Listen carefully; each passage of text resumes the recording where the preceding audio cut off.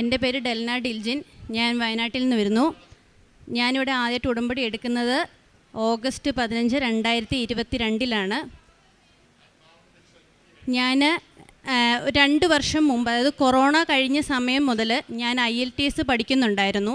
എനിക്ക് UK student വിസയിൽ പോയി അവിടെ പഠിക്കണം എന്നായിരുന്നു ആഗ്രഹം.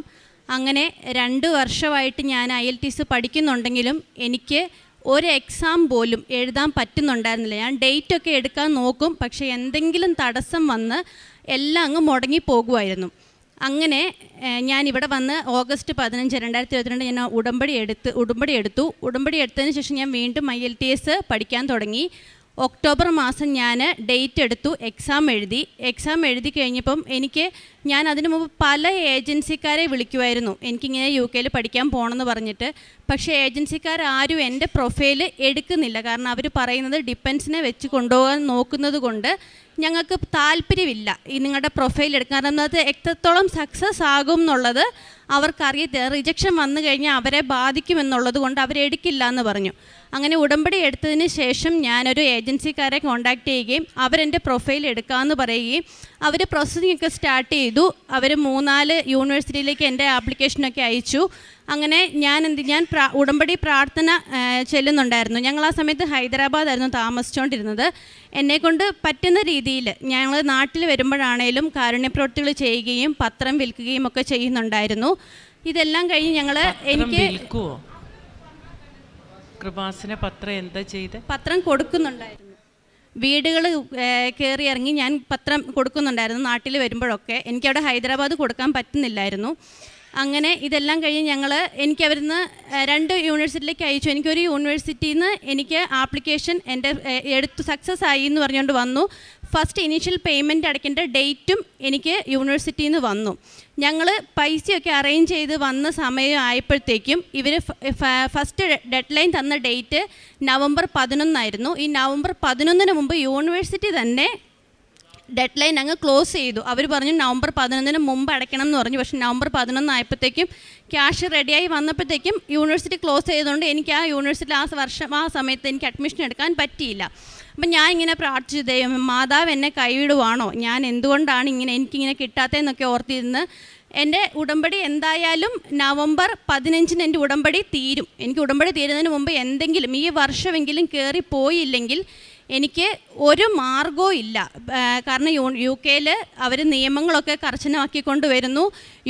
ഡിപ്പെൻസിനെ കൊണ്ടുപോകാൻ സാധിക്കുകയില്ല. സ്റ്റുഡൻറ്റ് വിസയിൽ പോകുന്നവർക്ക് നിയമങ്ങൾ മാറുന്നു എന്നറിഞ്ഞു കഴിഞ്ഞപ്പോൾ എനിക്ക് ഒരുപാട് സങ്കടമായി.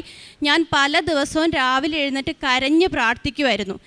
ഇതിൻ്റെയൊക്കെ ഇടയ്ക്ക് നവംബർ 1 നവംബർ 15 എൻ്റെ ഉടമ്പടി തീരുന്നു. നവംബർ 1 ഞാൻ ഒരിക്കലും വിചാരിക്കാത്ത ഒരു അത്ഭുതം മാതാവ് എൻ്റെ ജീവിതത്തിൽ പ്രവർത്തിച്ചു. ഞാൻ UK ഒരു ജോബ് വിസയ്ക്ക് പോകണമെന്ന് ഒരു സ്വപ്നത്തിൽ പോലും ഞാൻ വിചാരിച്ചിട്ടില്ലായിരുന്നു. ഞാൻ സ്റ്റുഡൻറ്റ് വിസ എന്ന് തന്നെ മനസ്സിൽ വിചാരിച്ചുകൊണ്ടിരിക്കുമായിരുന്നു. അങ്ങനെ ഇരിക്കുമ്പോൾ എനിക്ക് നവംബർ 1 എന്നെ ഒരു ഏജൻസിക്കാർ വിളിക്കുന്നു.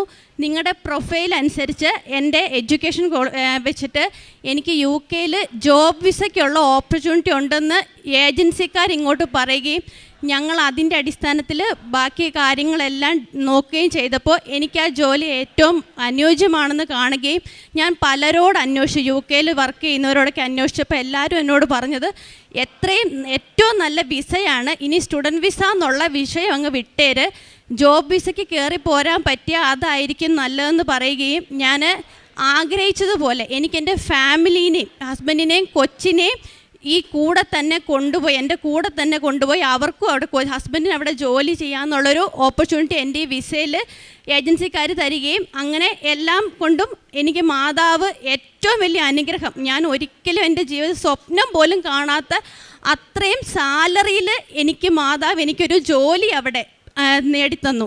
ഇത് ജോലിയെല്ലാം കിട്ടി. ഇതെല്ലാം കഴിയുമ്പോൾ എനിക്കൊരു പേപ്പർ വരാനുണ്ട്. അത് ഒറ്റ പേപ്പറും കൂടി വന്നാൽ എനിക്ക് UK പോകാം. ആ പേപ്പർ വരാൻ ഇച്ചിരി താമസമുണ്ടെന്ന് അറിഞ്ഞപ്പോൾ ഞാൻ ഈ കഴിഞ്ഞ ജനുവരി 22 ഞാനും എൻ്റെ ഒരു ഫ്രണ്ടും കൂടി ഇവിടെ വന്ന് പ്രാർത്ഥിച്ചു ഞാൻ മാതാവിനോട്, നാളെ ഞാൻ എൻ്റെ ഉടമ്പടി പുതുക്കി ഇവിടുന്ന് പോകുന്നതിന് മുമ്പ് എനിക്ക് ആ പേപ്പറും കൂടി ഒന്ന് മാതാവ് വരുത്തി തരണം. ഞാൻ ഇവിടുന്ന് ഉടമ്പടി പുതുക്കി ഇറങ്ങുന്നതിന് മുമ്പ് എനിക്ക് ഏജൻസിയിൽ നിന്ന് കോള് വരണം, എനിക്ക് ആ പേപ്പറും കൂടി കിട്ടി എന്നുള്ള കോള് വരണം എന്ന് പറഞ്ഞ് ഞാൻ മാതാവിനോട് ഇവിടുന്ന് പ്രാർത്ഥിച്ച് കരഞ്ഞ് പ്രാർത്ഥിച്ചു. 22-ാം തീയതി വൈകുന്നേരം 10:03 എന്നെ ഏജൻസിയിൽ നിന്ന് വിളിക്കുന്നു. നിങ്ങൾക്ക് വന്ന ലാസ്റ്റ് ഉള്ള പേപ്പറും കൂടി നിങ്ങൾക്ക് കിട്ടിയിട്ടുണ്ട്, ഇനി നിങ്ങൾക്ക് ധൈര്യമായിട്ട് നിങ്ങൾക്കിനി നിങ്ങളുടെ ഏതൊരു പറ്റിക്കലൊന്നുമല്ല, നിങ്ങൾക്ക് ധൈര്യപൂർവ്വം നിങ്ങൾക്ക് UK ജോലിക്ക് പോകാമെന്ന് പറഞ്ഞ് എനിക്ക് അവസാനമായിട്ട് ആ കോളും കൂടി വന്നു. അതോടുകൂടി ഞാൻ ഒരിക്കലും എൻ്റെ ജീവിതത്തിൽ ഞാൻ മാതാവ് എനിക്ക് തന്ന ഈ വലിയൊരു അനുഗ്രഹം ഞാൻ ഒരു കാലത്തും മറക്കുകയല്ല. കാരണം എനിക്ക് അത്രയ്ക്കും ആഗ്രഹമായിരുന്നു പുറത്തു പോകണം, എൻ്റെ കുടുംബത്തെ ഒന്ന് പുറത്ത് കൊണ്ടുപോകണം, ഞങ്ങൾക്കൊന്ന് പുറത്ത് പോയി സെറ്റിൽ ആവണം എന്നൊക്കെ ഉള്ളത്. അത് മാതാവ് എനിക്ക് ഇവിടെ വന്ന് ഉടമ്പടി എടുത്തതിന് ശേഷം മാത്രമാണ് എനിക്ക് ഇത്രയും വലിയൊരു അനുഗ്രഹം മാതാവ് എനിക്ക് തന്നത്. ഇത്രയും വലിയ അനുഗ്രഹം തന്ന മാതാവിനും കൃപാസനം പ്രസാദകര മാതാവിനും ഈശോയ്ക്കും ഒരുപാട് നന്ദി. ജോലിക്ക് ഒരുപാട് സാധ്യതകളുണ്ട്. കാരണം സീനിയർ കെയർ വിസയാണ് കിട്ടിയേക്കുന്നത്, നല്ല ജോലിയാണ്. എനിക്ക് കിട്ടിയേക്കുന്ന സ്ഥലം എന്ന് പറയുന്നത് ലിവിങ് കോസ്റ്റ് ഏറ്റവും കുറവുള്ളൊരു സ്ഥലമാണ്. അടുത്ത് തന്നെ പള്ളി, കൊച്ചിനെ പഠിപ്പിക്കാൻ സ്കൂള്, എല്ലാവിധ സൗകര്യങ്ങളോടും കൂടിയാണ് എനിക്ക് മാതാവ് ഈ അനുഗ്രഹം തന്നിരിക്കുന്നത്.